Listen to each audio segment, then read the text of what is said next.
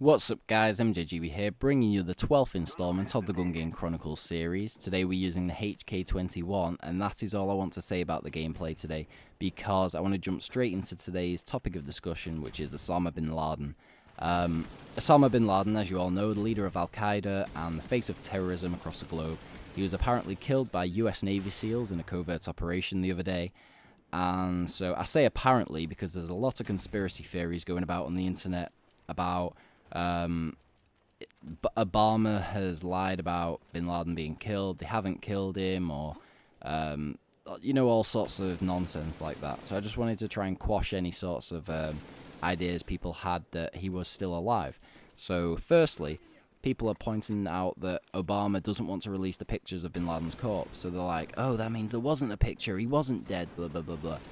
Has anybody out there seen a dead body? Has anybody seen a dead corpse?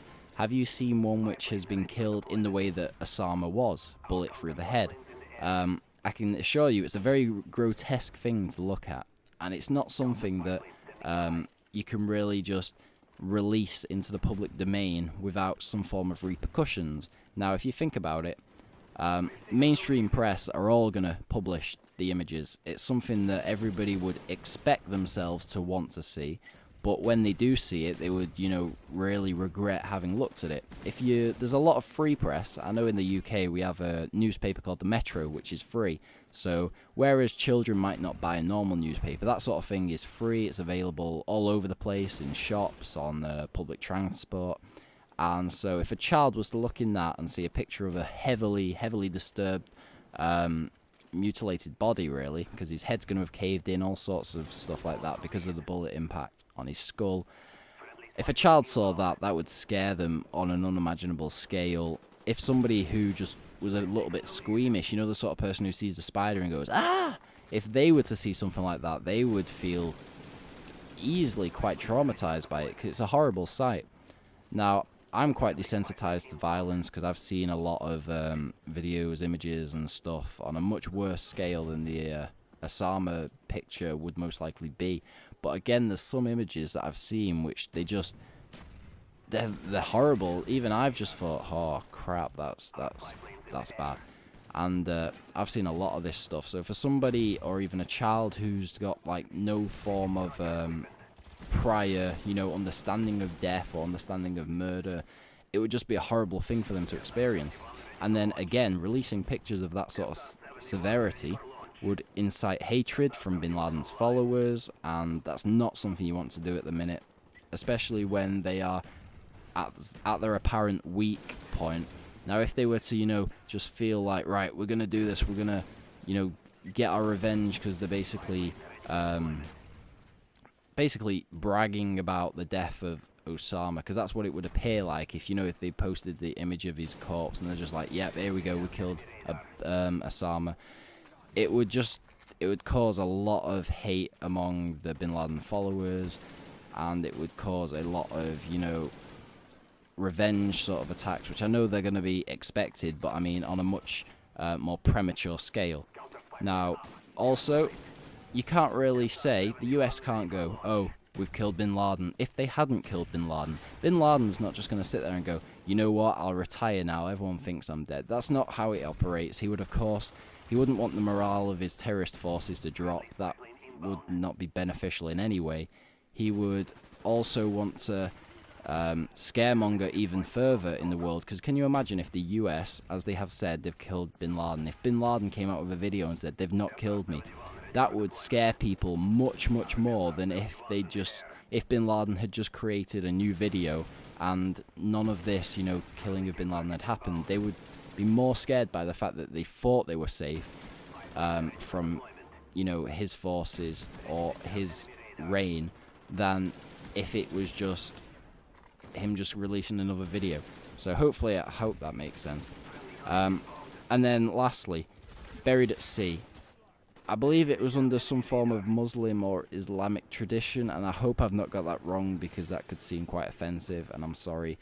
I've not been able to check because I'm on the computer recording right now and I've not got any notes, so I believe it was for some reason like that they had to, dispose of the body rather quickly. You can't really bury him on land because it would either firstly become a shrine to his followers, and you wouldn't want that, and secondly it would become a place where you would walk your dog so they would shit on it, and again that's not something you'd want. There would be conflict there.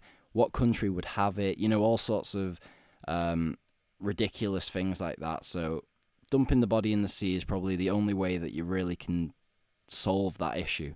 Now, one thing the media are talking about is whether or not it was right to have killed what appears to be, from sources, spokespersons, etc., an unarmed enemy. Bin Laden was unarmed, apparently, when they shot him. Now, should he have been taken into custody? I believe that no, he should have been executed, and it's the only way that this could have ended. Now, if you think about it, taking him into custody would firstly mean that that we would have Bin Laden's followers taking hostages in order to try and secure his release. Now, because we wouldn't release Bin Laden, that would mean there would be a lot of innocent lives lost, which again is something that you want to avoid. Secondly, Bin Laden's followers would blow up schools, they'd blow up hospitals, they'd do all of this to try and secure the release of who is effectively their messiah, their leader. Again, that's not something you want to happen. And I just believe that the fact that Bin Laden's now not breathing, he's now dead, he now doesn't get to enjoy life. I believe that that's the only way to add even a tiny amount of comfort to the victims and the families of the atrocities like 9/11, 7/7, etc. I know it would never ever be a form of like, yay, Bin Laden's dead, but at least there's some sort of, just comfort in the fact that he doesn't get to enjoy his life when the victims of his don't either. So I do believe that executing him was the right decision. Now, Al-Qaeda are now without a credible leader, so sure, somebody's going to replace him. That's how prestige and ranks work. If somebody gets promoted or dies, somebody else will get promoted into their place. So he's the face of the organization. He's the figurehead. Now, if you think about it like this, he is to Al-Qaeda what Colonel Sanders is to KFC. He's the brand identity. He is basically the figurehead of it. So if you lose Colonel Sanders, if he gets replaced by Clucky McChicken, then he's not going to have the same following, he's not going to have the same sort of authority, because you're removing the identity. The same with Osama Bin Laden. You can replace him, sure, but it's not going to have the same sort of following, the same sort of authority, the same appeal, because that is not who they basically, follow. Osama Bin Laden is a very good leader, he's an influential figure, and he's a very powerful figure. So whether or not you agree with that, he is very powerful for his followers.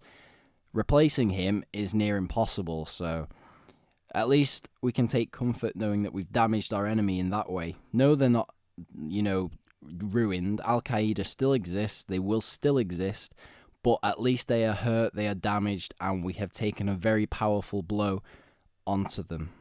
Now, of course, repercussions are expected from this. I've read that there's already been suicide bombings in Pakistan.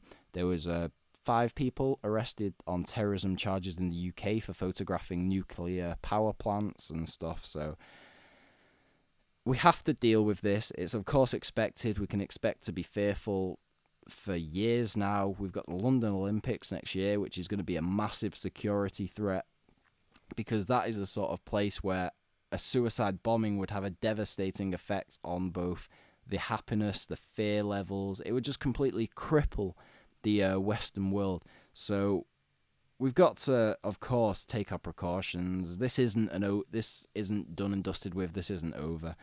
The most wanted man in America, though, he's dead. The most wanted man in the world's been defeated.